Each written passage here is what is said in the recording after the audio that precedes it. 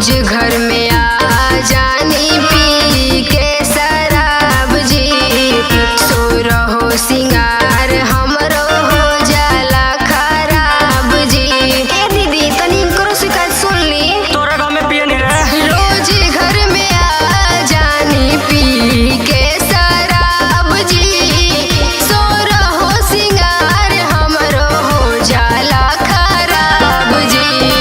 बड़ा घाटा लागी गइल सामान वाली हलर भाऊजी, बड़ा घाटा लागी गइल सामान वाली हलर भाऊजी। एको दिन ना ठीक से, एको दिन ना ठीक से पलंगियो हिलल भाऊजी, एको दिन ना ठीक से पलंगियो हिलल भाऊजी, एको दिन ना ठीक से, ठीक से, ठीक से।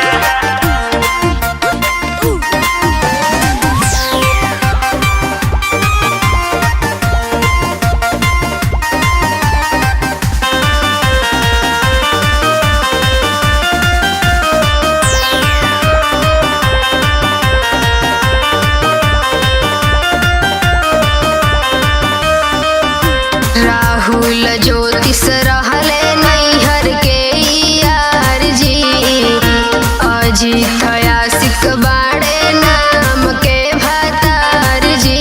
का करे जाइले रे? ये रहना ना तो चली जाई। राहुल ज्योतिष रहले नैहर के यार जी, अजीत आशिक बाड़े नाम के भतार जी। बगिया के फूल अभी खिलल नहीं रे भाऊजी, बगिया के फूल अभी खिलल नहीं रे भाऊजी। एको दिन ना ठीक से, एको दिन ना ठीक से पलंगियो हिलल भाऊजी, एको दिन ना ठीक से पलंगियो हिलल भाऊजी, एको दिन ना ठीक से। पी के तू ही हिलवा तो पलंग कहाँ से हिली। RCM म्यूजिक न्यू ऐप अभी डाउनलोड कीजिए हमारे गूगल प्ले स्टोर से और पाए भोजपुरी लोकगीतों का एक से बढ़कर एक ऑडियो वीडियो सॉन्ग बिल्कुल मुफ्त।